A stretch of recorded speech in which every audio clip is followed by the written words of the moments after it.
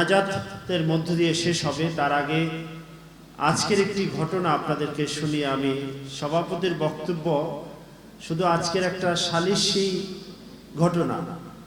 জুমার নামাজের 1 ঘন্টা আগে আজকে আমাদের এখানে সকালে আরেকটা মাহফিল ছিল, ওটা শেষ করে বাসায় গেলাম জুমার প্রস্তুতি নেওয়ার জন্য।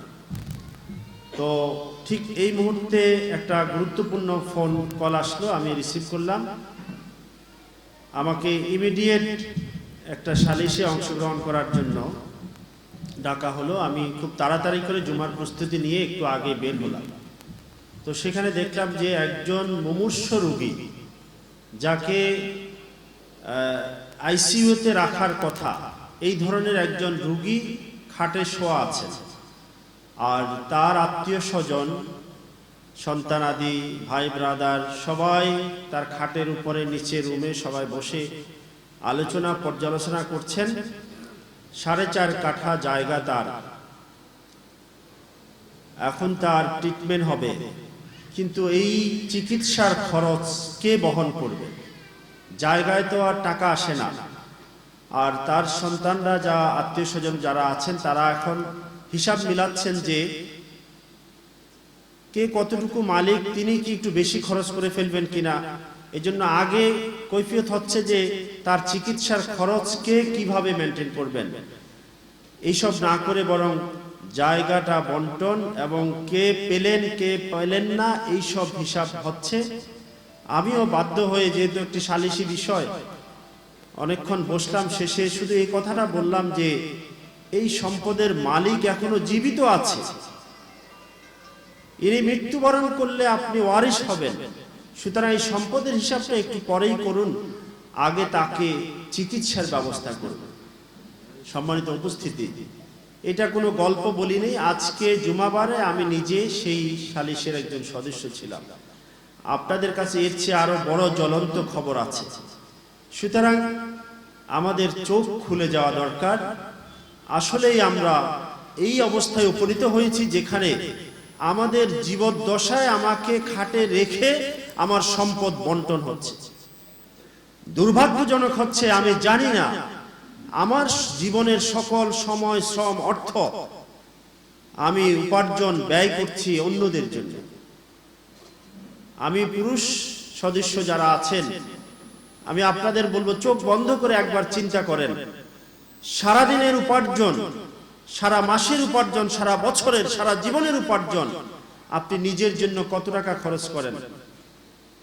বেশিরভাগ চাকরিজীবীরা একটা শার্ট দিয়ে সপ্তাহ কাটিয়ে দেন, দ্বিতীয় আরেকটা শার্ট অথবা আরেকটা পোশাক তার কেনার সামর্থ্য হয় না, কারণ ফ্যামিলির সদস্যদের সকলের চাহিদা পূরণ করার পরে যদি থাকে তখন হয়তো সে কিছু করতে পারবে।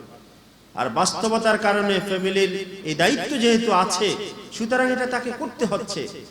কিন্তু প্রশ্ন হচ্ছে, আজকে যে আলোচনাটা আমাদের সকল আলোচক বলেছেন, এই কষ্টের পরে, এত কষ্টের উপার্জন এবং এত জীবনের এত বিপন্নতার মধ্যেও আপনি কুররাতুল আইনের কথা যেখানে বলা হয়েছে, যদি দেখেন যে আপনার সন্তান, আপনার ফ্যামিলির সদস্যরা সঠিক পথে আছে, তাদেরকে সঠিক পথে আপনি পরিচালিত করতে পারছেন, তখন হয়তো এই কষ্টের পরেও আপনার কিছু স্বস্তি থাকবে। সুতরাং আসুন আমরা যথা সময়ে সেই সিদ্ধান্ত গ্রহণ করি, এবং সময় যখন অতিক্রম হয়ে যাবে, যখন আর কোনো সিদ্ধান্ত নেওয়ার সুযোগ থাকবে না, তখন আজকে সম্ভবত ফেসবুক অথবা পত্রিকায় দেখেছি, আমার মনে পড়ে নেই, ভারতের একজন শ্রেষ্ঠ, সম্ভবত ধনীদের একজন অন্যতম মহিলা, যিনি তার ঘরে সোফা সেটের মধ্যে কতদিন আগে মারা গিয়েছেন, এটার রেকর্ড এখনো কেউ বলতে পারতেছে না, তার পোশাক এবং কাপড়ের সাথে হাড়গুড় মিশে গেছে, জাস্ট এরকম ছবি ফেসবুকে প্রকাশ হয়েছে। তার সন্তান লন্ডন থেকে এসেছেন, এসে দেখেন দরজা আওয়াজ করতেছেন, খুলে না। তারপরে তিনি পুলিশের সহযোগিতা নিয়ে খুললেন, খোলার পরে এই অবস্থা তিনি দেখলেন। প্রিয় উপস্থিতি, লন্ডনের আজকের এই ভারতের এই গল্প, এটা একটা গল্প না, এটা একটা সত্য ঘটনা। তার চেয়ে ভয়ঙ্কর, ভয়াবহ বাস্তব খবর হচ্ছে, আমার সন্তান যখন নৈতিকতার শিক্ষার অভাবে, যখন সে তার জন্মদাতা পিতামাতাকেই সে অস্বীকার করছে, তাদেরকে এমন হেয় প্রতিপন্ন করছে সমাজে, রাষ্ট্রে, পরিবারে, সব জায়গায়।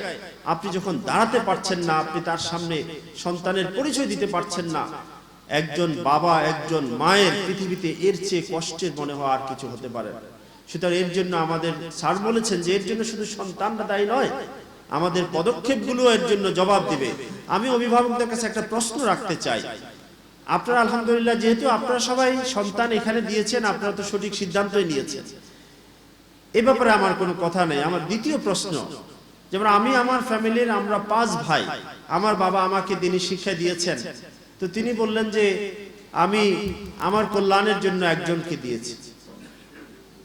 প্রশ্ন হলো, আলহামদুলিল্লাহ আমাদের ফ্যামিলির বাকি 5 জন পরিপূর্ণ দিনের উপর আল্লাহ পাক রাখছে, সেই জন্য আমরা শুকরিয়া আদায় করি, কিন্তু আমরা আমাদের সন্তানদের একজনকে দিনের পথে দিয়ে যে সন্তুষ্ট রয়েছি, বাকি সন্তানরা কিন্তু কাল কিয়ামতের ময়দানে আল্লাহর সামনে আপনার বিরুদ্ধে দাঁড়িয়ে সাক্ষী দেবে এবং আযাবের ঘোষণা হবে, রব্বানা আযাবিন দিরফাইহিম, তাদের কাজকে দ্বিগুণ শাস্তি, তারা মানে মা বাবার কথা বলবে সন্তান, যে তাদেরকে দ্বিগুণ শাস্তি দেওয়া হোক আমার সামনে, কারণ তারা আমাকে দিনের পথে পরিচালিত করেনি, অথবা তারা যেভাবে আমাকে ধাবিত করেছে আমি সেভাবে। সুতরাং এই প্রশ্নটা আপনাদের সামনে রাখলাম, এটাও চিন্তা করবেন।